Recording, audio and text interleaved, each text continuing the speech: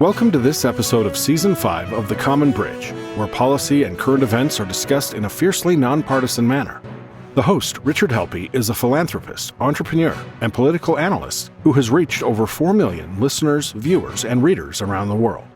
With our surging growth in audience and subscriptions, The Common Bridge continues to expand its reach. The show is available on the Substack website and the Substack app. Simply search for The Common Bridge. You can also find us on YouTube and wherever you get your podcasts.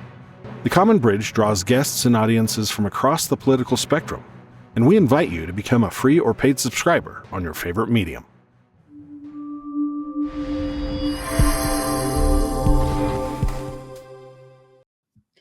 Hello, welcome to a very special and spontaneous edition of The Common Bridge. We're recording this on Friday, May 17th. I'm just saying that up front in case anybody on today's program makes any predictions.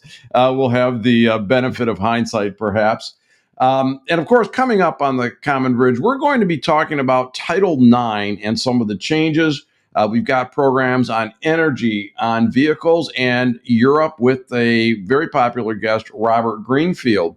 And today, just out of nowhere, our favorite man inside the Beltway, Justin Higgins, has agreed to join us. We're just going to have a very informal talk about whatever comes up. Justin has been working in Washington, D.C. for many years, and he's the host of the Politics and Media 101 podcast, and he's a big Boston Bruins fan besides. So glad your team's still in the playoffs, Justin. And how are you? I'm living on a prayer like my Bruins, Rich. It's game 6 tonight, so we're down 3-2. We got to win 2 in a row. But no, it's fantastic to be back here with you on your program, and I'm looking forward to getting into everything politics right now. Very cool. Well, you know what? It seems like we're getting a lot more about politics and trying to get as far away from the issues as we can. I always listen for what aren't we hearing about? Let's see. Healthcare, firearms, the border, housing, COVID. Of course, we don't want to talk about that. Trade's come up recently. It looks like Joe Biden's discovered another popular program for Donald Trump, and he's going to adopt that. But we do hear a lot about the conflict with Israel and Gaza and Hamas, the unrest on the college campuses, what's going to happen in the Ukraine. And of course, we still have the abortion issue, literally being beaten to death. We're here in a swing state in Michigan. We started way too early, but they're here. So Justin, from the Beltway, what are you guys talking about there? Well, I think you kind of hit the nail on the head, Rich, right? It's coming up to a massively important election in a very polarized country. So obviously the campaign, and specifically the presidential campaign, is of major focus to the point where a lot of the other very important races that could determine the Senate and House are kind of just in the background, right?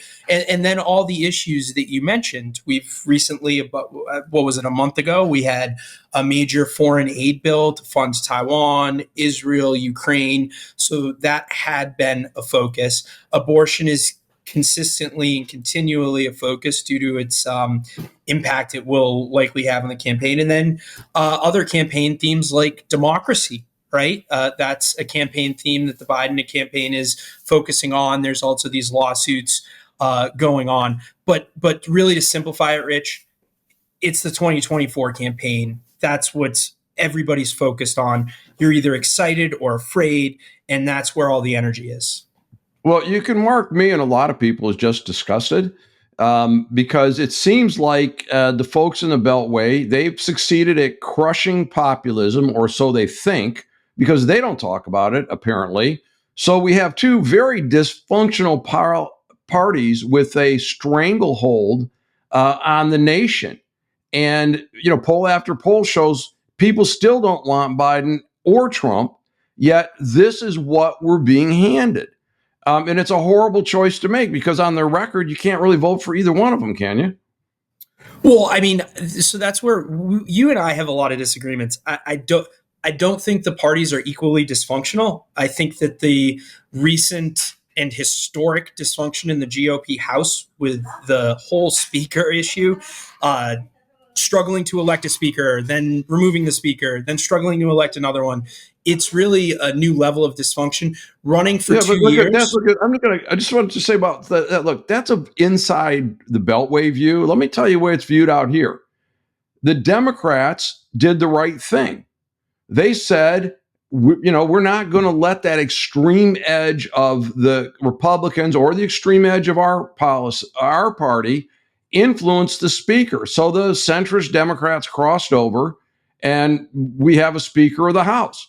It's not supposed to be a Speaker of the Republicans or a Speaker of the Democrats. And so the Marjorie Taylor Greens and the Ocasio Cortezes are muted because their votes aren't needed because enough people in the middle said enough of this stuff.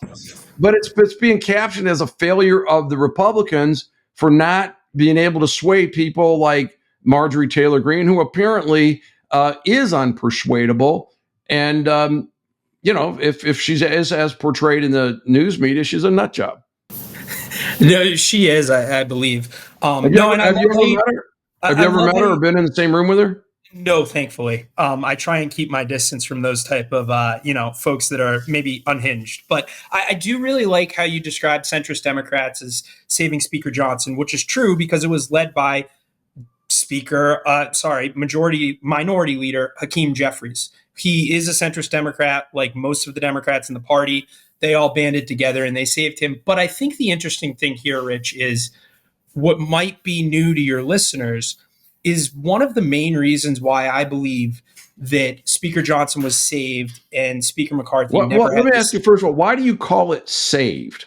Why not just he was elected by a majority of the House? Why are we using that term saved? Because he was. Because throughout history, was he elected or saved? Did they say we are now voting to save Mike Johnson? They voted to table the motion, which is saving him. So they didn't vote to elect him. Democrats did not vote to elect him. They most literally voted to prevent the motion to fire him from reaching the floor. They didn't vote to affirm his speakership. So the way that I view that is they voted to save him. And I think the interesting part here, though, is folks may or may not think that policy disagreements or some other ideological disagreements between McCarthy and Johnson is what led Democrats to save him. But it's very interesting, and this kind of encapsulates a lot of what Capitol Hill and specifically the House is run on. It's simple why Johnson was saved. Democrats don't hate him on an interpersonal level like they did Speaker McCarthy. And it shows you that you don't have to be maybe the most skilled to have the position of Speaker of the House, because I think a lot of people would say that McCarthy is maybe more a skilled fundraiser, which is a big aspect of the role. But in life, in elections, in friendships, in relationships, being likable, or at least not detestable, matters. And that's what saved Speaker Johnson. And like you're saying, it is a... Okay, all I want to know is, do you hear yourself? Do you hear yourself? You're saying that from the inside the Beltway, a threshold to be reached is to not be hated. Yes. You do, like, this is supposed to be our best and brightest representing we the people. And we're saying, hey, guess what? We got a guy that's not hated. It's absurd when people are running around with $1 trillion budgets, multi-trillion dollar deficits. And, you mentioned the international aid package, which was sold as, hey, no worries, because we're going to be building those arms and munitions in the United States. It'll be great for jobs. And I'm looking at that. It's like, okay, if I burn down the schoolhouse, better be careful how I say that, theoretically, metaphorically. You should not be burning down any schoolhouses, Rich. But it'll be good for jobs rebuilding it. Okay? It's the same logic. It's like, what are people, drinking, and what air are they sniffing there that they think that's a good idea? And then all I hear in this campaign, as you know, I've tried to get attention to something other than Republicans and Democrats. I have never said that Donald Trump was qualified to be the president of the United States. Joe Biden was supposed to return us to normalcy, be a one-term president, and we're going to go set a different course. Of course, none of that's happened. And I've had Dean Phillips on my show, who's a short-lived campaign. We've talked about the numbers and Nikki Haley, what she picked up.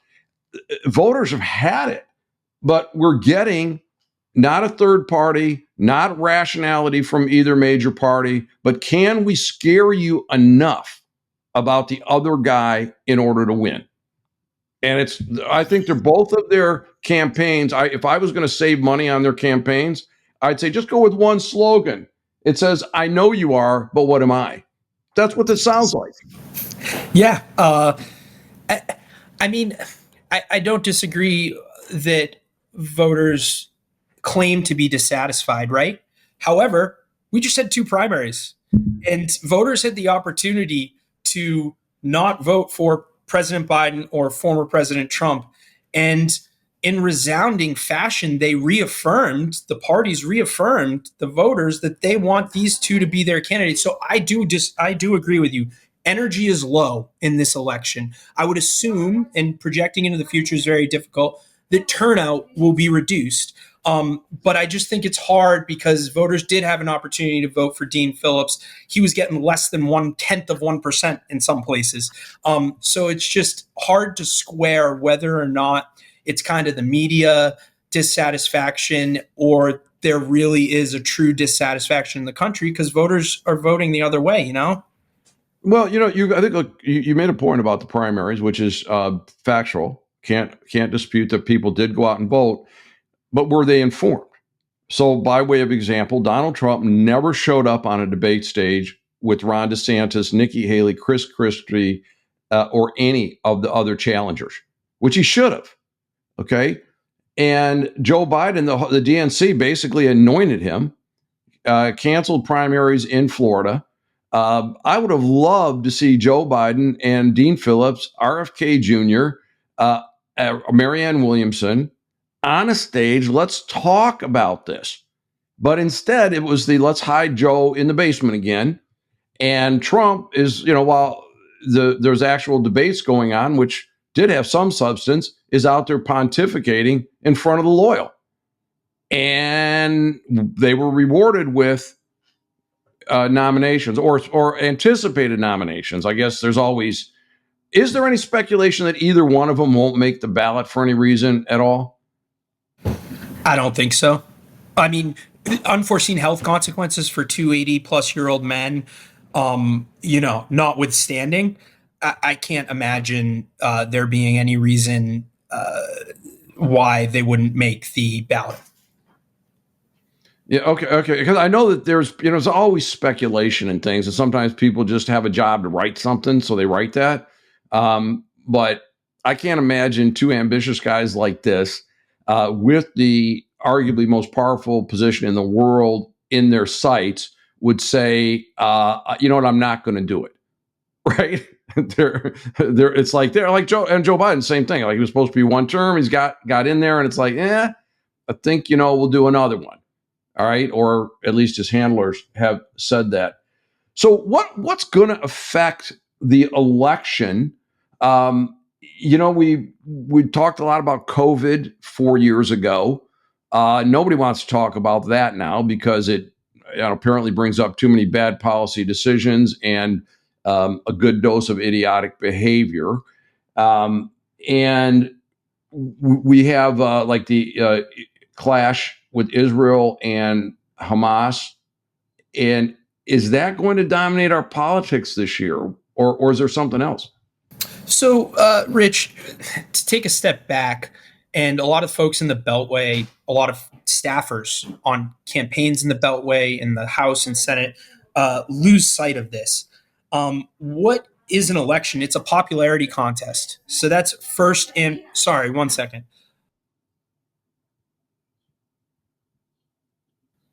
Sorry about that. No problem. So what is going to affect this election? Ultimately, it's a popularity contest, Rich. So you'd love to say policy would be the big thing that influences the election. You'd love to see something in the news right now, months and months and months prior to the election, will impact it. But we need to remember this. Most voters, 80% of voters, are already decided.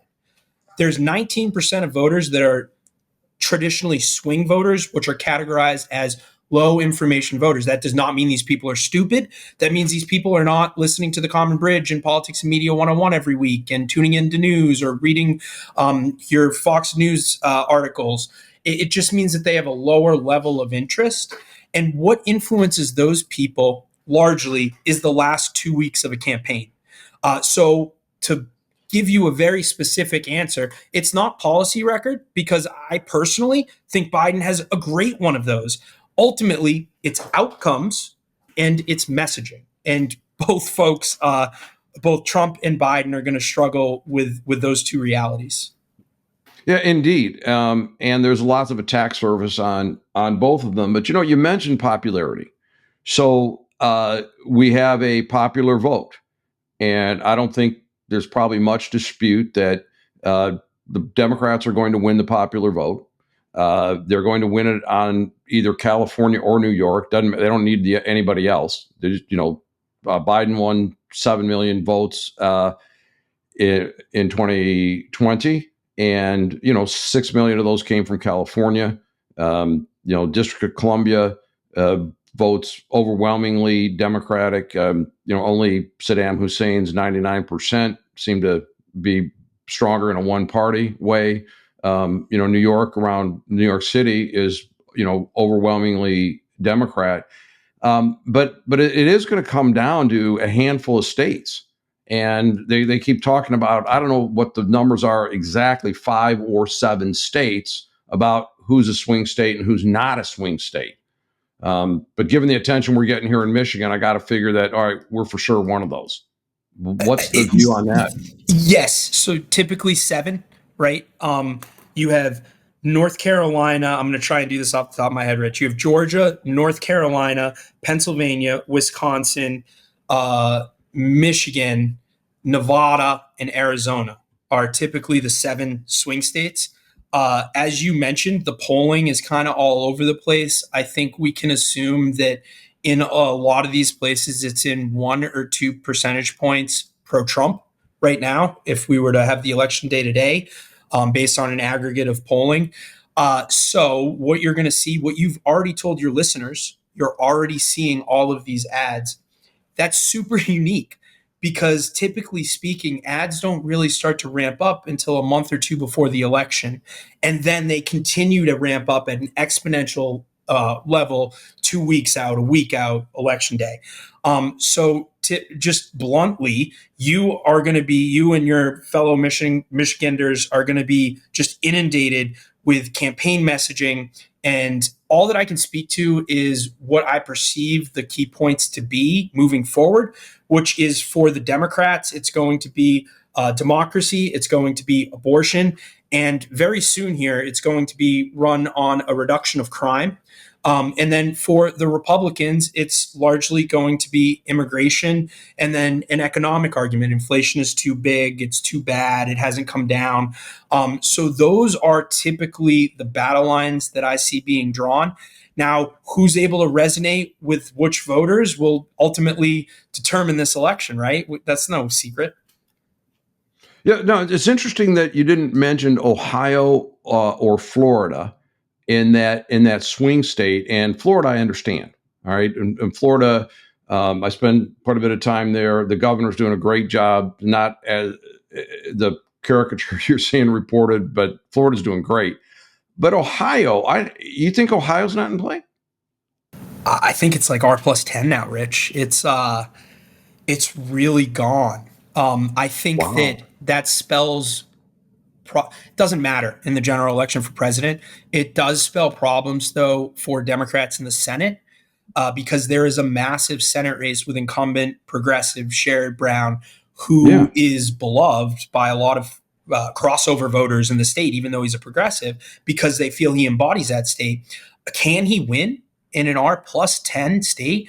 And then Montana, right? John Tester, similar. farmer has 7 fingers because he chops them off farming. Moderate, beloved in the state. Can he win a Democratic Senate seat in a presidential election year in an R+20 state? Those 2 states could ultimately determine who controls the Senate. So no, I think Ohio's gone, and it's a big problem for Senate Democrats.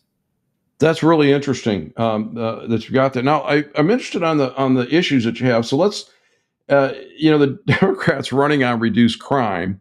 Given what's going on in New York City, Los Angeles, San Francisco, where and a party that is linked with and associated with this notion of let's defund the police, that low income people in low income neighborhoods are saying, "Are you out of your mind?" And we've seen turnstile justice. If you go back to Portland, Oregon, clearly a left wing operation. People were destroying federal property, being turned out. And I don't understand how they're going to make that pivot to reducing crime. I'm like, okay, let's see it. By the way, they're not talking about that in the ads I'm seeing for Biden here. It's pretty much abortion is all you're going to get. If I had my druthers, they would be running on the facts, which is that crime has reduced massively. This is impromptu, so I don't have the stats in front of me, or even a tweet I made yesterday. But the numbers are staggering, especially in New York. I think it's down 80%. I live in DC, one of the major cities where the mayor has done a horrific job. I have a recall Charles Allen sign out in front of my yard. He is a progressive council member who's, defund the police and stuff like that. DC is one of the cities that has seen the least reduction in crime, and it's still down 27% from year over year. The numbers, though, are on par or a little bit lower in these major cities than when Trump was president. So you can run a campaign on the facts. However, like you are saying, well, let me tell you. Look, as a data scientist, okay, of a long time, and understanding where the data comes from, it's just like Biden trying to convince us that inflation's under control, right? As people go and spend $4 for eggs and $5 or plus or minus for gasoline. That when you have less police and when there's no consequences, the effort people will make to report a crime goes down, and that there aren't people there to record it. And like, oh, voila, it's not in the data, even though the crime occurred. But if you look at things that where people are buying alarm systems, firearms, dogs, etc., and we had our and going to tie into immigration, where the most populous county in Michigan and one of the wealthiest counties in the country, in Oakland County, the sheriff is coming out and saying there's these organized gangs coming in from Chile that have learned how to jam home alarm systems and pull off very sophisticated burglaries. So I think it's a loser for the Democrats, and particularly the mayor you've got in New York today. He's not going to be on board with that. Well, so I think that this kind of encapsulates why running on the facts is so difficult. I think it can be done if you tie in emotion, but a lot of what you just said is wrong, right? So, for example, President Biden has increased police funding over his time in office significantly more than Trump ever did.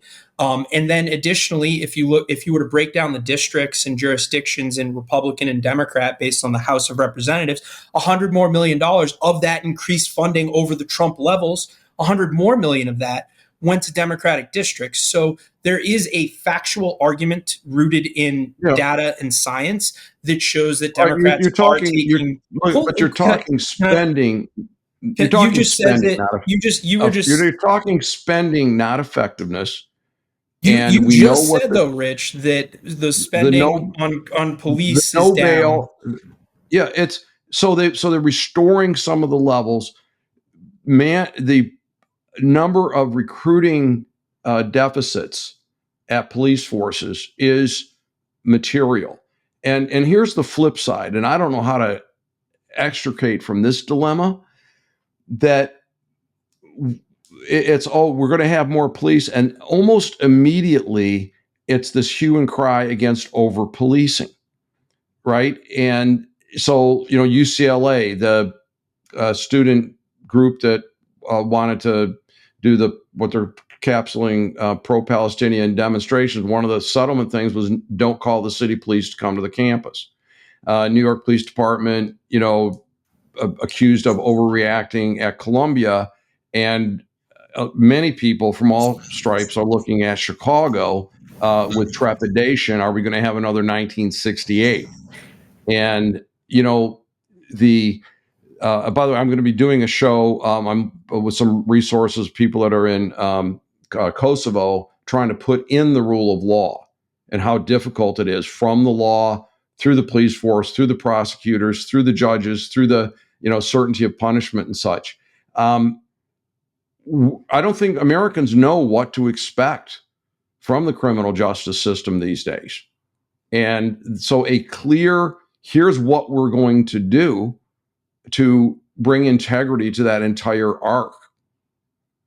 I mean, again, I'm just giving you the view from the Midwest. It's like, people don't know where to turn. And I don't think they think it's going to come from Washington, D.C., frankly. I hear you, Rich. But again, that's why policy initiatives for folks that aren't paying attention don't really matter, because in 2023, more police officers were sworn in than any of the previous 4 years. That includes 18, 19, and 20, 19 and 20, President Trump's last 2 years in office. So there's more money, more police officers being sworn in.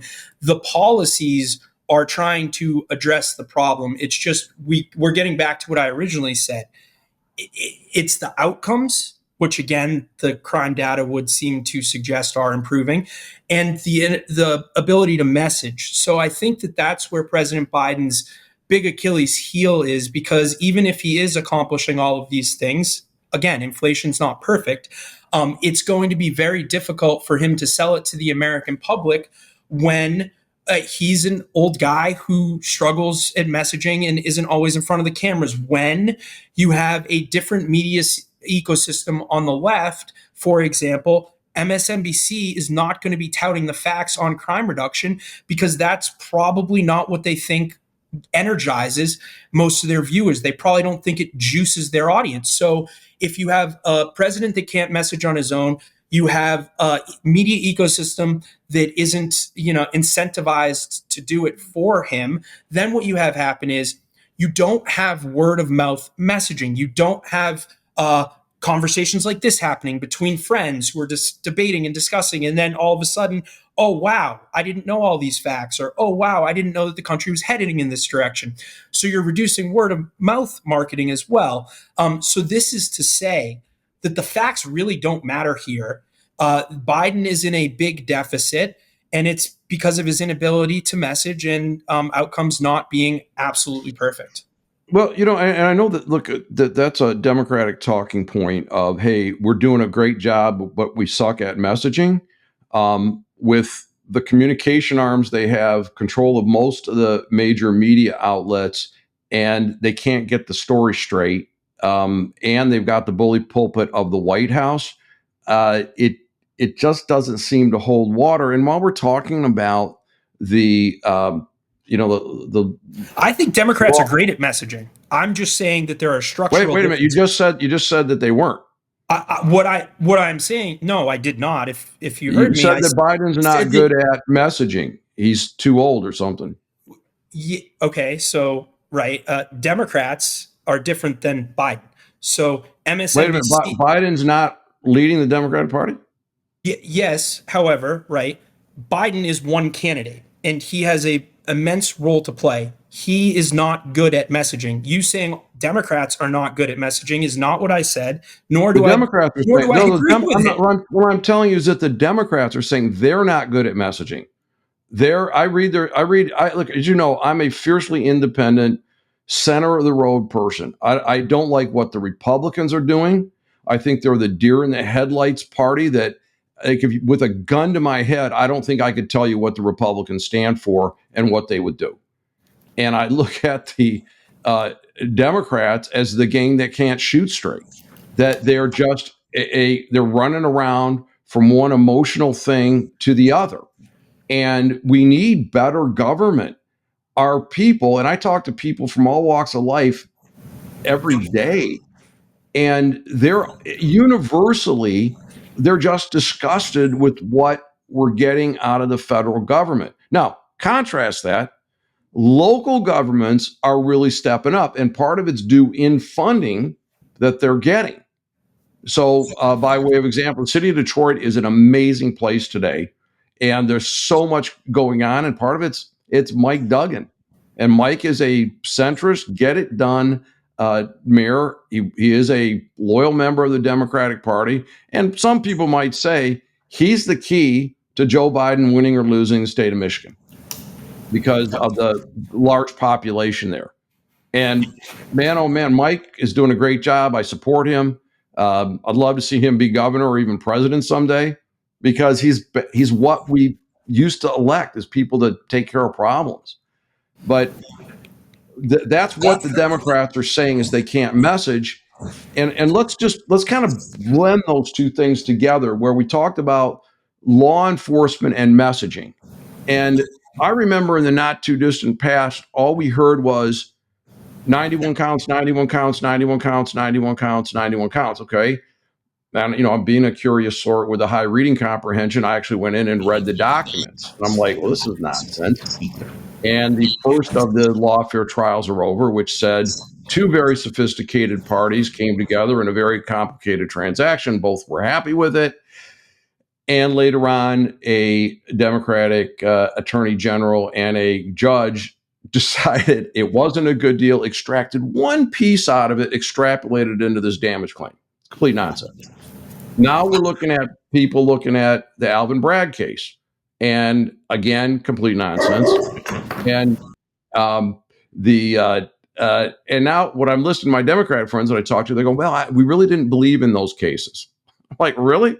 You didn't believe in destroying all the justice system. And now we're going to, my guess, and again, is, and I want to see anybody prosecuted, president or not, doesn't matter to me. I think these other two cases are probably doomed at this point. So, Justin, whether someone believes in the cases that have been captioned lawfare or not, from a political strategy, any sense of how it's being viewed in the Beltway? Is it something that people think, oh, maybe we shouldn't have done that, we need to back out, or oh, we really got him this time? What's your sense of this? Yeah, so Rich, similar to you, I think that anybody that breaks the law should be prosecuted, no matter the political implications. So, if the net result is that it hurts Trump, from my personal perspective, if the net result is that it helps Trump get elected, prosecuting him, then you still have to do it, because the rule of law matters, right? Everybody should be treated equal. To your question directly, I think there's a divided view. I think that looking at it from how the cable news networks have covered it, what you can see is they really were amped up for a mass amount of interest from the general public, specifically the news consuming general public. And they have since dialed back their coverage, because folks like me are not interested. I do not care about these two cases. Like, I'm not following them. I'm not interested in them. Generally speaking, before you go back into, let me ask, just on a tangent, okay? Are you still consuming the cable programs? And I'm going to tell you, I just like, they're so predictable. Fox, MSNBC, CNN. I will peek over there every now and then, but more like I'm getting the direct-to-consumer journalism from Substack and other independent publications, just because I'm not getting anything, I've so I don't want to malign all the pundits. Like, for example, on CNN, Ellie Honig, I think, is honest. I think he's down the middle. I think he's engaging. So, like, I'm not maligning everybody. However, no, I have not been consuming cable news as much, because As I get older and mature and have worked in this industry a while, I'm realizing that most people on there don't know what the heck they're talking about. They don't have experience in the field. They don't have expertise from studying it and internalizing the messaging. And it is just a lot of talking points. Substack, yes, like the Common Bridge. But even though I may not agree with most or all of what you write, but also, Rich, I'm a sucker for reading. So I read my Fox News, my Wall Street Journal, and that's Punchbowl News, New York Times. That's where I get it. But I agree. Over the last, for me, it was 2 or 3 years, I've kind of begun to tune out cable news like most Americans. Great. Well, we'll come back. By the way, don't forget my brand promise is something for everyone to not like in every episode. So I appreciate the affirmation like that. But anyway, so the, inside the Beltway on the law firm, you said you're not following it that close. I've read this stuff and what they keep repeating, hush money trial. It's not even about hush money. It's about business entries. And when you look at the timeline, there's literally nothing there. And the governor of New York's actually kind of intimated that. And it just looks bad. And again, I don't have any sympathy for Trump. I don't think Trump should be in the political arena. I think he had his shot. He chose not to act like an adult when he held the office, and he just needs to go away. And I've said that over and over again. And I just see these suits and stuff pumping air into the guy. It's like jet fuel. They can't keep on the news cycle. So there's a lot to unpack here, right? So I'm going to say, before we get into it, I'm going to say this. I don't think this matters that much at all come election day, because of those 19% of voters that are largely low info, not following this. They will have forgotten likely. And then whatever happens, the October surprise, as we all know, will influence things much more so, and specifically the last 2 weeks in the election. But I would tend to agree with you that, generally speaking, a lesson we received from the Bill Clinton impeachment trial, he was impeached basically for lying, but it was really for adultery. And his approval rating went up through the trial, reaching 77% at the end. So I would say specifically the core of these charges, yes, it's campaign finance violations is the core. However, the deed or the action was cheating on his pregnant wife with a porn star. I just don't think that resonates with Americans that much. I don't. It's like the sorry state of our politics.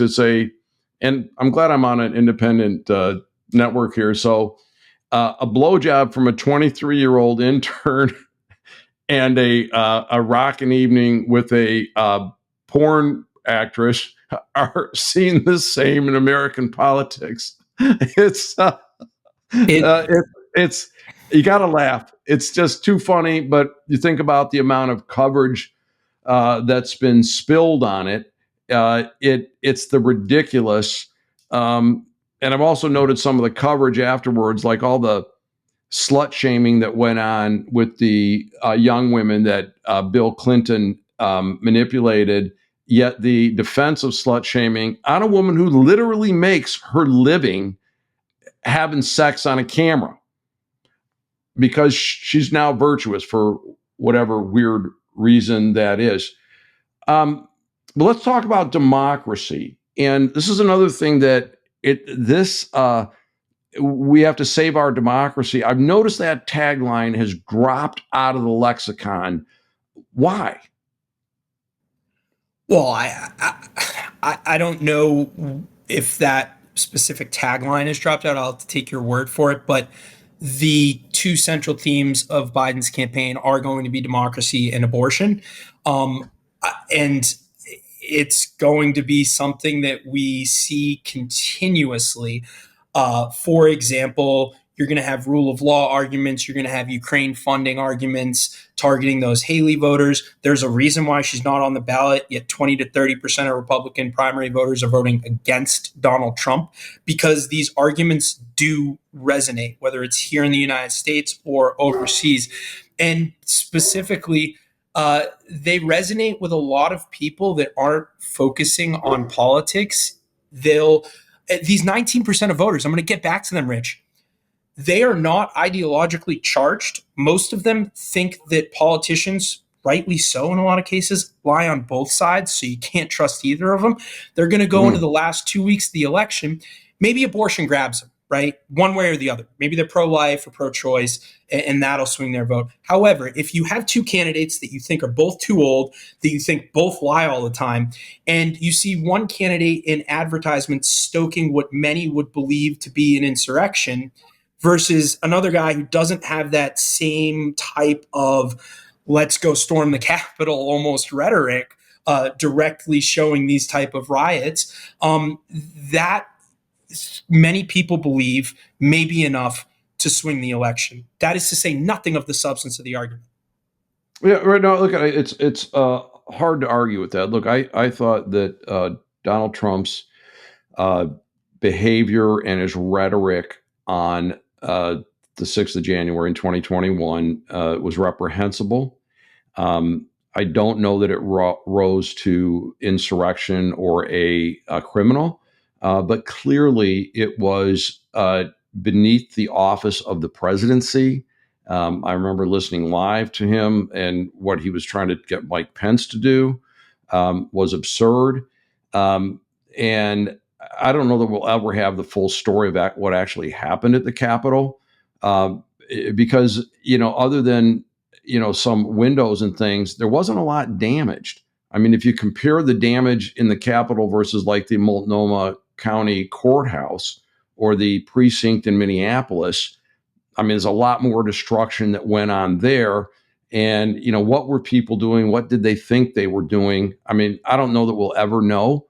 But I think Trump disqualified himself then because he did what I always said about him. He doesn't know the job of the president. He doesn't seem to want to know the job of the president. And he's got massive personal issues. And I think not going to the inauguration and gracefully exiting just showed he didn't know how to do the job as president. Now, I also think that the Democrats overplayed this hand, that the, made for TV, slickly produced hearings.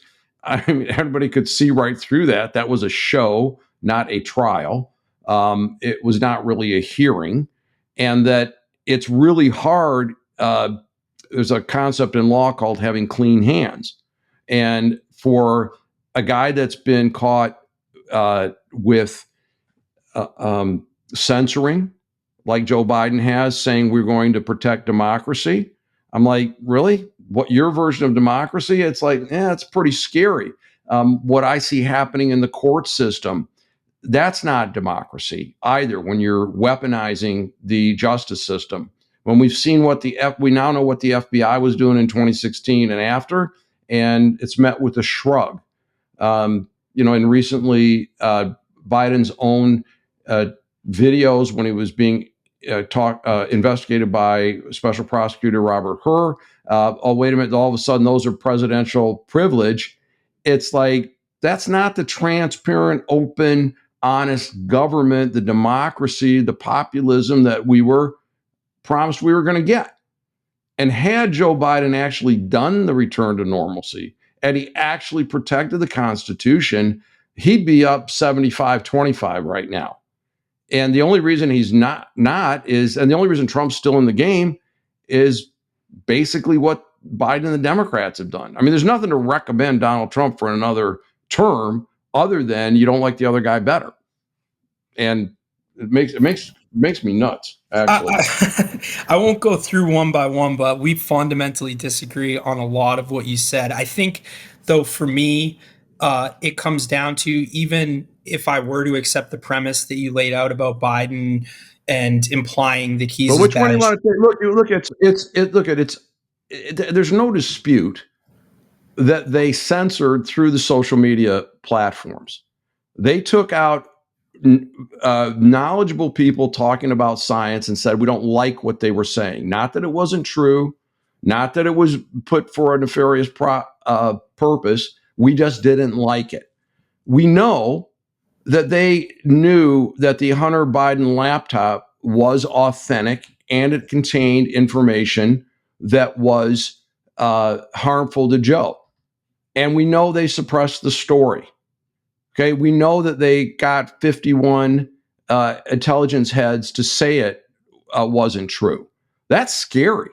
I mean, that's just frightening, that kind of restriction on free and accurate information. And and you watch Biden's, I've never been involved with my son's business. Oh, yeah, well, we did talk about it. Oh, I never talked to his business association. Yes, I did, but we just talked about the weather. Rich, he's the most high-paid weatherman in the history of weather forecasting. I mean, to me, it's like, it's just so obvious, and this is not making a case for Trump. It's saying that if you're going to put your stake down on democracy, you've got to show a better example. Here's what Trump did. Here's what we do. Okay. And by the way, I want to remind you, after Trump won in 2016, we had riots and we had cities burning. And Washington, D.C. had riots. So a couple of things are happening here. The royal we is doing a lot of work. I do not know what you just said. Furthermore, if what you just hold on, because I've actually read the documents, and you've seen the same video I've seen. How can you deny that Washington wasn't on fire in 2017 and that there weren't riots? I would love to be able to respond to at least one point that you're throwing out there in full. So right, but you're starting with what I'm saying isn't factual. So you need to say, this is what I don't think is factual. And this is the problem people have with the Beltway. When they hear something that they don't like, no matter how factual it is, it's like, we're going to cancel it. We're going to erase it. We're not going to hear it. I'm trying to respond, and you're not letting me respond. You're the one canceling me. Pick one of those out. The Multnomah County Courthouse versus the Capitol. We can pick them all out, because grab one. Can I finish? If anything you said was remotely accurate and accepted as truth, the House Republicans, which have run a 2-year campaign on impeaching Biden for everything that you cited, they would have enough votes in their own party after a 2-year investigation to bring articles of impeachment forward. They're not even voting on this stuff. The articles of impeachment aren't going anywhere because we, as you put it, do not know what you just asserted that we know. And as a result, the whole campaign that James Comer and Jim Jordan and others have embarked on has been a big fat failure. So that is all that I'm saying. I never mentioned impeachment or Comer or Jordan or whatever. Saying is, and I think the impeachment, it is a club that's been wielded unnecessarily. And I'm glad that there's not an impeachment hearing. It should be up to the voters to decide this, but it doesn't mean we can't get the facts out. And again, you're proving my point that the Republicans don't know their butt from third base, because that's where they're spending their time, right? It's the deer in the headlight. They don't know what else to do. So they have a hearing about that. It's just if the president was proven to have violated the First Amendment, then they should be impeached.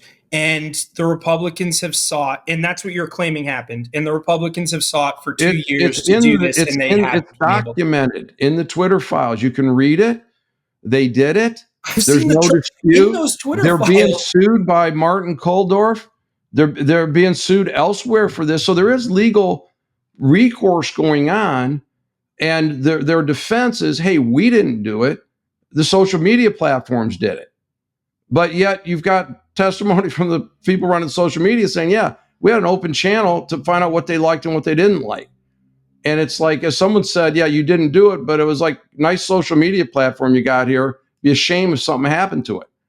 So, I mean, we're in a modern society, interconnected with a lot of information sources, and we're in precarious times. And it looks like those that are in power are abusing that. And we need to call it out, because it's not going to end well for you or for me. I think that ultimately we're not going to agree on the facts or acknowledge that the Republicans have investigated this for 2 years and have failed to bring partisan articles of impeachment forward, because even members of their own party who are objectively looking at these same facts are not convinced. But what it comes down to for me is, if you were to assume and take your premise accurately, ultimately, one president for 2 months tried to undermine the legitimacy of an election and stop a peaceful transfer of power through the big steal. As a result of his comments, you're saying we don't know what happened in the Capitol. We sure as shit do. We have thousands of hours of videotape that was released with people smearing their own shit on the walls of our Capitol building, going and threatening members of Congress in their offices. The Republican chairman of the Natural Resources Committee was hiding like a little freak in Kevin McCarthy's toilet with a sword because he thought these Trump supporters were going to come and string them all up. So from my perspective, I again disagree with your premise that Biden is just the biggest threat to democracy as Trump. However, if I were to accept your premise, for me, somebody pushing the big lie and undermining peaceful transfer of power, it's more concerning than the alternative. And that's kind of where I think a lot of Americans will come down.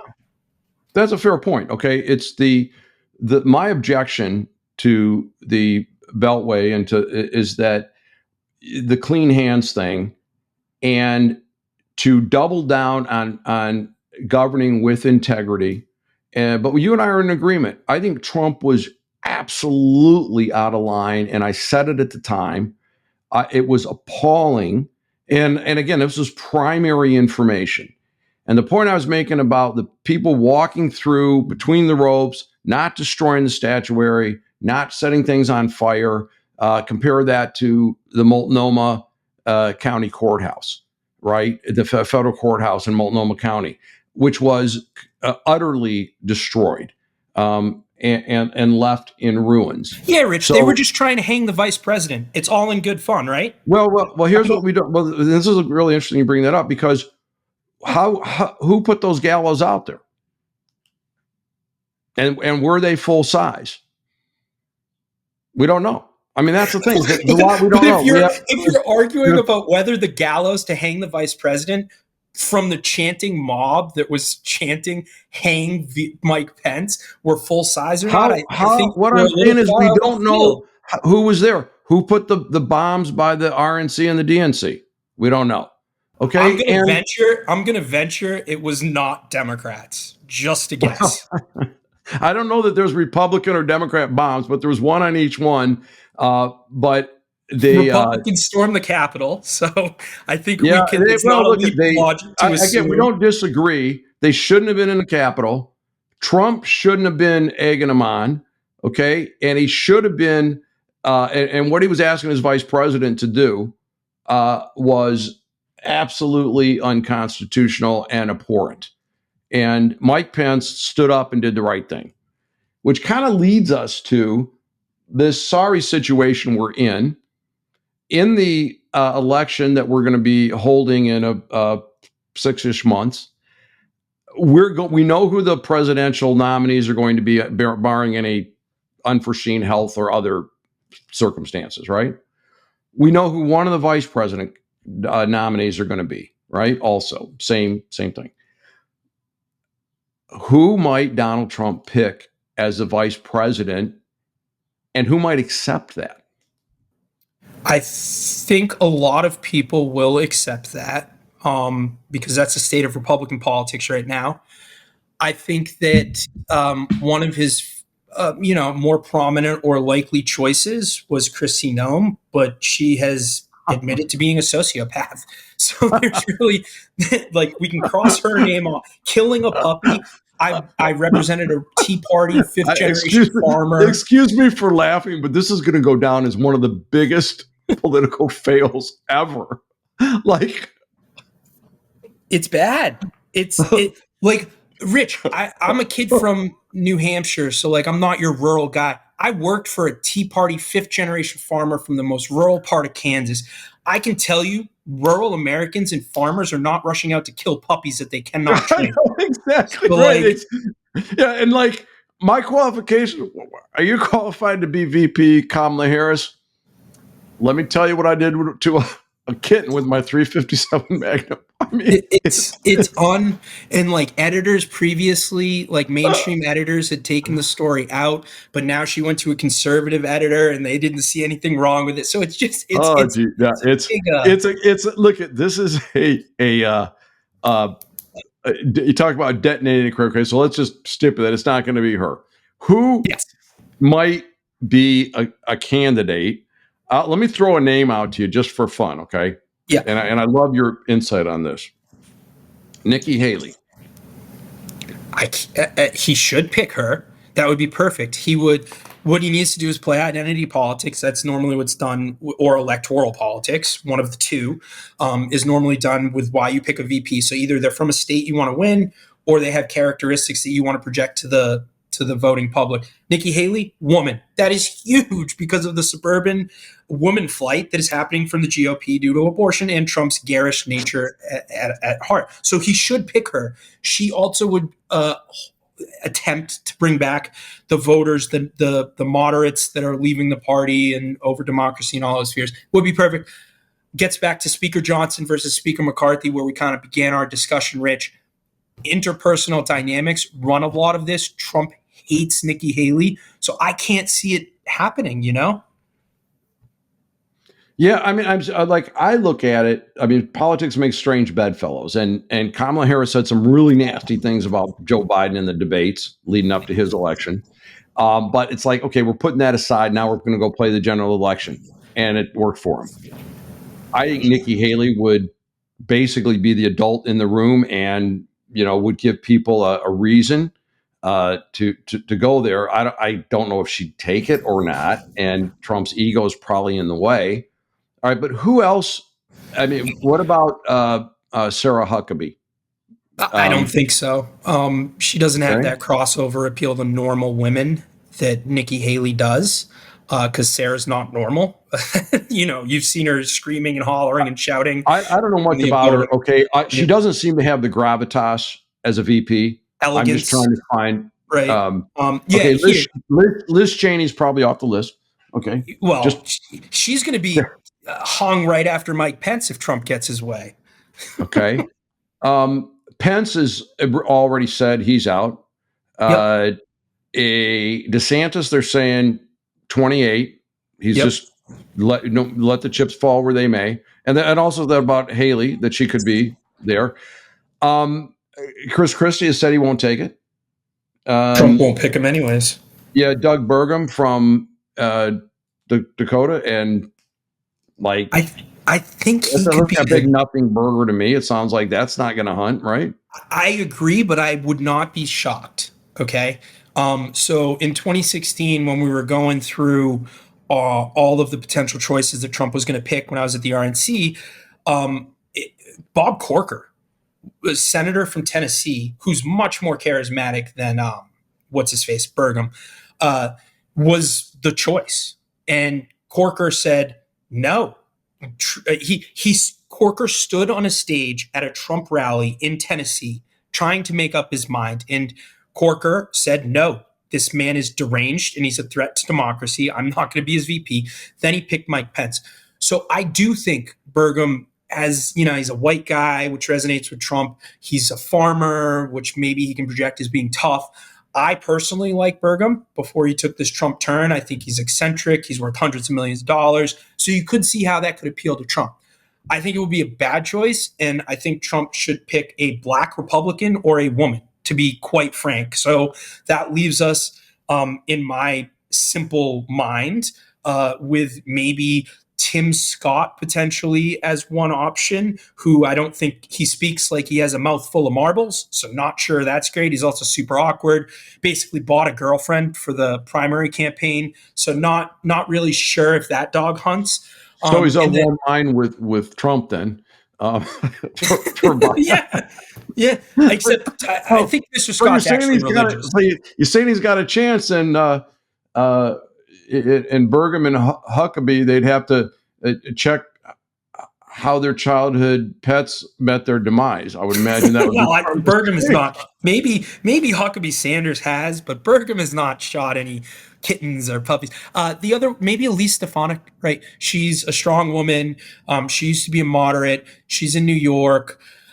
She says crazy stuff, really, really crazy stuff that resonates with Trump. She's a card-carrying J6er. So I think there's a lot of appeal there. She's female. She could try to address the suburban women flight. So, wait a minute. What's a card carrying J6? I never heard that term before. What is that? She completely supports the big lie. She does not really condone what happened on January 6th. She is a person that has put her personal ambition over all integrity and objectivity, to the point where she is somebody that will do and say whatever Trump wants to gain his favor. And she has done that and taken that approach with January 6th. So I made up that snide term because I do not find that's that an enviable trait. Sometimes you guys, when we talked, I listened to like a lot of stuff out of Washington. I'm like, these guys don't even live in the same place that I live. Just to turn a phrase. Yeah. Okay. So, if you looked at those 7 swing states, I can't think of any name that jumps out. Now you're more versed in this than I am, but Kemp out of Georgia. I guess he said, don't call him, is my understanding. Yep. Glenn Youngkin out of Virginia, not a swing state, but traditionally a swing state. They floated his name. I mean, would that be a good move? I think, yeah. I mean, I don't know if he would do it, right? Because Glenn Youngkin is similar to Burgum in that he is massively independent wealthy. He's like hundreds and hundreds of millions of dollars in personal wealth, which is a good thing, right? Trump likes that. I think he's prim and proper, opposed to Burgum, which is eccentric, which when juxtaposing it with Trump on the ticket, there are some benefits there. He's a Southerner. And if you look at our swing states, North Carolina's there, Georgia's there, so that ticks a lot of boxes. He's also not too far. He's mid-Atlantic too because of Virginia's weird positioning, so maybe that resonates with some folks in Pennsylvania. So yeah, Rich, I think that could be an enticing pick. I think what's working against him is he was held up as, in similar ways to Ron DeSantis being held up during the primary, he was held up as the next great hope, and he got his ass kicked in the last Virginia elections. It took a lot of shine off of it. He was supposed to bring the Washington Wizards and Capitals, the NHL and NBA team, from Washington, D.C. to Virginia. He had a whole press conference with the owner. It was a done deal. He failed. The deal fell through. He couldn't get it through the Virginia legislature. So what started out as a promising career with a lot of momentum lately has seen a reverse in fortune. I just there's a podcast that we're going to release on a topic called sports washing, where we do talk a lot about the Wizards and Caps and where they're going to be located and the public financing of stadiums and the like, which I am against the public financing of stadiums, just for the record. I think it's unfair to your working people.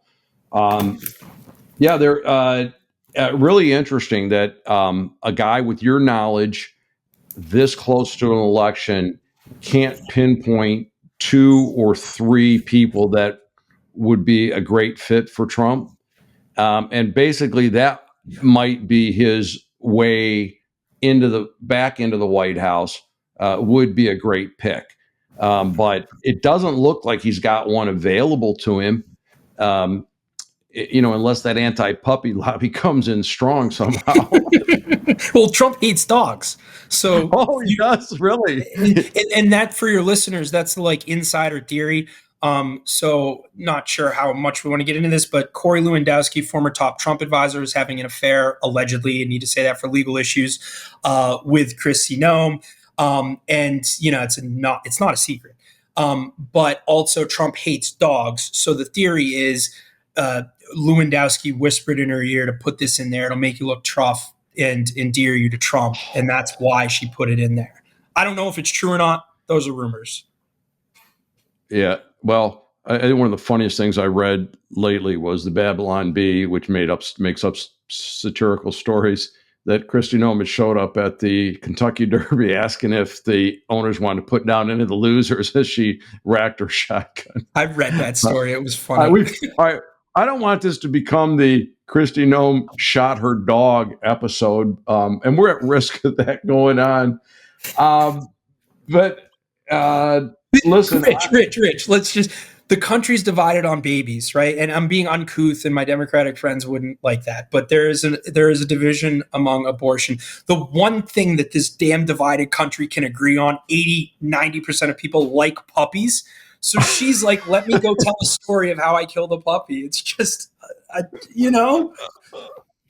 Well, look, we don't have probably time to do it justice, but it seems to me that there is a consensus around abortion, if we actually let the facts come out, that nearly all terminated pregnancies happen very early. They happen with medicines and, versus with surgeries, that there are very few late-term abortions. And, I thought, okay, Roe versus Wade, it'll go to the states will get reasonable compromises. And I underestimated the radical nature of some of our brethren. And I never thought that the Republicans would go after the petri dishes of in vitro fertilization or birth control pills, because I remember the 60s where, they were talking about the birth control pill was going to, I don't forget what it's supposed to do. It's supposed to hurt us really bad. And I think it is I think there's consensus every place but in the political sphere. And then, with that vote for women in hand, Biden administration undoes Title IX. And if you really want to be cynical and cryptic about it, it'd be like, there's probably a lot more women that want to run track in high school than there are, women that want to terminate a pregnancy. So, snatching, and you, by the way, you and I have no standing to be talking about either one of these issues. So I think it's horrible. Rich, to tie this all back in, I was a college athlete, so not really versed in Title IX, but was impacted by it. I think to tie this back into Ohio, right? You had a ballot initiative that was an extreme abortion ban to be codified in the state constitution. And then Republicans decided to write the other alternative, which was as mostly extreme pro-life as they could, because they thought, we're in a state that is R+10, like we started off our discussion with. So when voters had the opportunity to go from the very progressive option or the very conservative option, overwhelmingly, they chose the progressive option that was written by Republicans in an attempt to sink and manipulate the initiative. So I do agree with you. I think we do look at Kansas in this country. Look at Kansas. Yeah, it was a very conservative state, and they no, we're not going to do this. And again, not having standing, the dilemma of someone with an unwanted pregnancy, to force them into a highly personal decision, juxtaposed with the rights of that unborn child. And someplace in there is a period in that gestation that it's probably okay when you don't really know the outcome. All right. And both sides are just jacking it up on the extremes and forcing us to pick really a radical policy one way or the other. And most Americans don't want that. I mean, they kind of get the doctors told my parents, I had health issues. I was at Boston Children's Hospital. They advised my parents to abort me. And, my parents thought about it. They were religious Christian. My dad fought in Vietnam, and they're like, no, he may have all these birth issues, but we have a responsibility. It's our job and duty to see this child through. I'm very, very thankful they did that. However, I'm also very thankful they had the opportunity to make that decision. Today, they wouldn't have that opportunity in insert your conservative state. And so as somebody that, it's a very personal thing for me, I think that the government should not be trying to overregulate people's lives, which is a conservative talking point, but it's true. Yeah, no, I think it's a great point. So, we have had more than one premature infant in our life, and some severely. But had the Clinton Care Bill been law, it would have been illegal to treat one of them.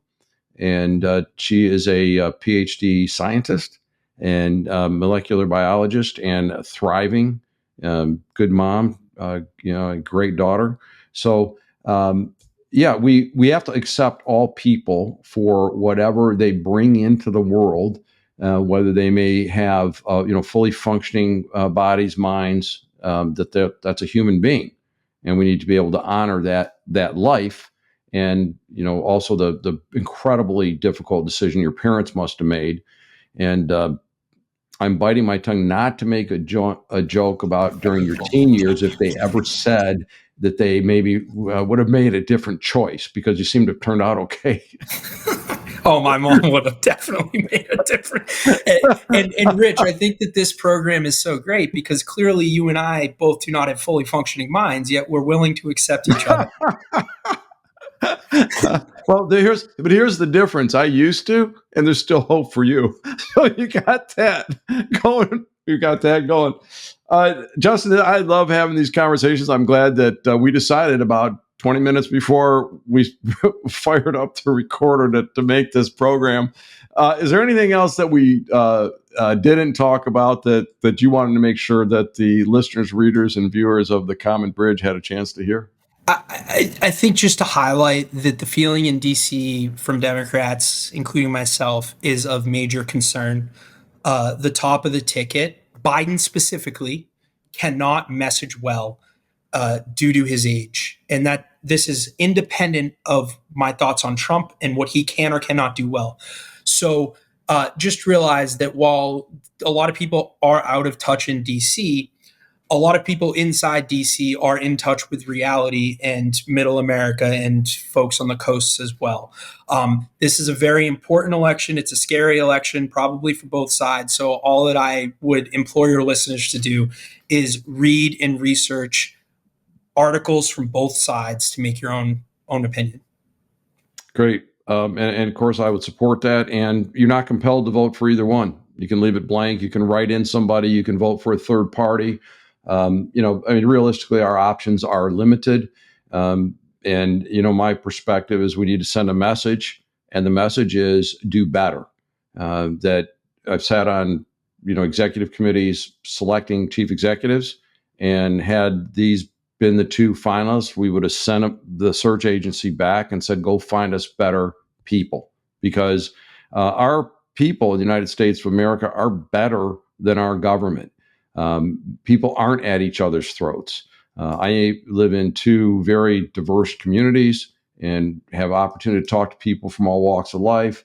And there's not really much difference. As a youth, I hitchhiked the country a couple of times and met people from all statuses, every description you can make. Not really much different.